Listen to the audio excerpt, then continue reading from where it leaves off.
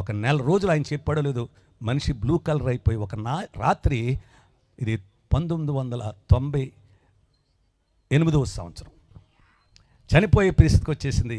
మధ్యరాత్రి, నేనున్నది సముద్ర పొడ్డు, ట్రాన్స్పోర్ట్ లేదు. ఆ రాత్రి ఏం చేయడానికి తోచక ఆమె ఎగవుపురి దిగవుపురిగా బాధపడుతున్నప్పుడు, విలేజ్లో ఎవరో లేరు ప్రియమైన బిడ్డ. అంటే మాకు సహాయం చేసి వెళ్ళాను, ఉద్యోగం కోసం వెళ్ళాను. కుష్ఠరోగులు డాక్టర్ అంటే ఎవడో వచ్చేవాడు కాదు. కుష్ఠరోగుల మధ్యన పనిచేస్తున్నందుకు నాకే కుష్ఠరోగం ఉన్నట్టుగా వెలేశారు ఆ గ్రామంలో. ఆ రాత్రి 98వ సంవత్సరం నవంబర్ నెల 24వ తారీఖు ఈ పరిస్థితుల్లో నా భార్య మంచం మీద కొట్టుకుంటా ఉంది. ట్రాన్స్పోర్ట్ లేదు నైట్లో వెళ్ళడానికి. ఆ రాత్రి ఆ మంచం దగ్గర మోకరించి, ప్రభువా నాకు ఆపరేషన్ వద్దు, ఆపరేషన్కు డబ్బులు కూడా వద్దు నాయన, తర్వాత మందులు వద్దు, నీ ఉంటే నాకు. ఆ ఒక్క మాట పరిశుద్ధాత్మ దేవుడు ఆ రోజు ఇచ్చిన పాట ఈవేళ ప్రపంచం అంతా కూడా పాడుకుంటున్నారు.